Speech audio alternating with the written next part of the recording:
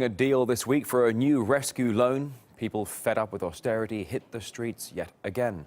Some 3,000 union members joined protests over cuts that could see many civil servants, medical staff and teachers all getting sacked.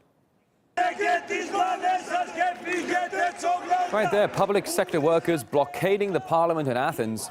Greece is saddled with an enormous debt of over $400 billion and is only able to stay afloat with massive EU cash injections.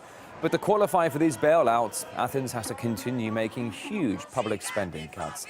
Let's take a closer look at how tough the situation really is here on RT International. Government figures released last month say the country's jobless rate hit a record high 28% in November. Young people are bearing the brunt. For those under the age of 25, unemployment over 60%. Austerity measures caused by the Greek economy have caused it to shrink by a quarter in just 4 years. And as the banks are refraining from lending, small and mid-sized businesses are continuing to close. The Greek government is forecasting a tiny recovery this year of 0.6%. But even if Greece grew at around 5% annually, it'll still take 2 decades to start reducing the unemployment. RT's Maria Finoshna now reporting on the struggles of the country's health services. It's been 40 days since Kostas's best friend, Nikos, died.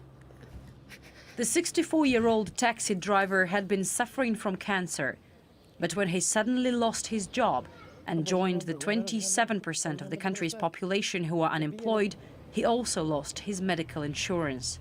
They put Nikos in a hospital, but they didn't treat him. I told him that evening, "I'll see you tomorrow at 11. He smiled, but the next morning he was already dead. Kostas himself is very sick and quite pessimistic about his future. People without insurance today, they're like garbage. And what am I doing? Just waiting to follow my friend." Kostas's only hope is a miracle or a clinic like this one. It lives on donations from ordinary citizens or municipal authorities, but they only take medicine or equipment, not money. Dozens of doctors here volunteer to treat patients for free. Up to 100 come through the doors every day.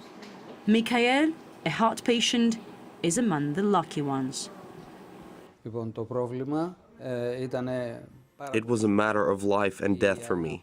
Doctors gave me only 1 month, and here they put me on an urgent waiting list. And I was waiting for my operation, but waiting for death too.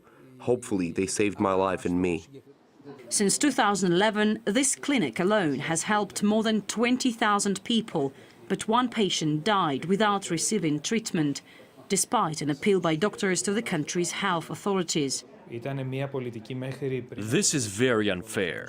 This is inhumane. And all these policies and decisions imposed in Greece today, they have an impact on those who don't have insurance, but later they'll affect others too. And at the end of the day, people are just being murdered.